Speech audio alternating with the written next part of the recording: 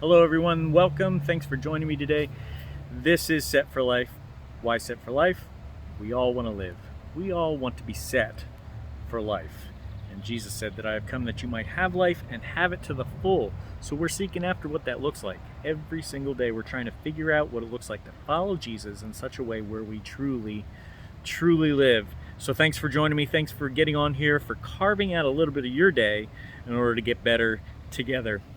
Because when our walk gets better, our world around us gets better. So today we're going to be talking about our finances. Why our finances? Well, because I've had a couple people talk to me in the last week or so about their finances and had the same thing arise. And I figured I might as well share it with you guys because I want us to all get better when it comes to this principle. And this principle is found in Luke 14. Jesus says, who decides that they're going to build a tower without first figuring out that they have enough money to do so?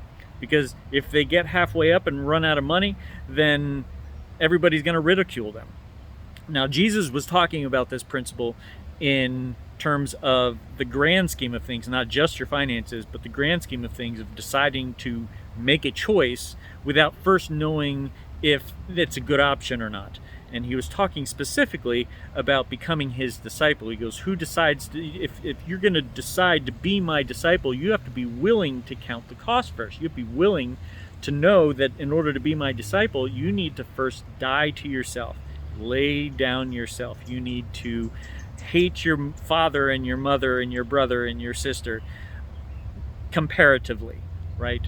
Understand that Jesus is the only way and his way is best, and we have to be seeking after his way first in all things. So dying to self was his point, but the principle is still there and it works for our finances. We can't decide to make choices with our money without first figuring out how much we have.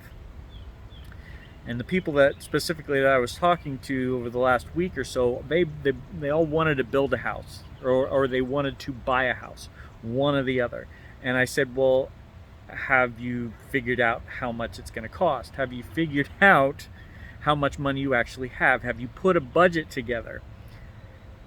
And the answer in both situations, unfortunately, is, well, I'm working on that. I'm like, okay, well, let me help you. Let me help you put a budget together. Let me help you put a spending plan together. Let's figure out how much you're going to need to save over the next however long so that you don't decide to say, hey, I'm just going to go buy a house now and not have enough money to do so. So my encouragement to you today is let's take Jesus' example or his recommendation that we figure out how much money we have before we start making decisions with our money. Okay? So our first principle is write it down. It's the principle of clarity. In order to put a spending plan together, we need to first track it. We need to figure out how much money we actually have, both the income and the outgo. What do we normally spend? What do we normally earn?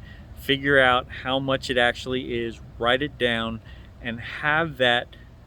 Why do we write things down? It's a clarity thing, right? We don't just assume that we have a certain amount. We just don't just assume that we're going to figure out everything that we need to do just by leaving it up in our head somewhere.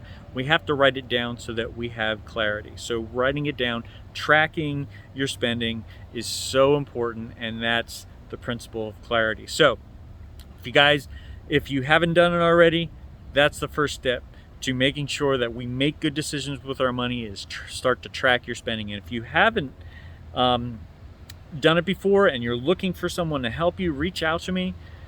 Say, hey, Steve, help me out with this.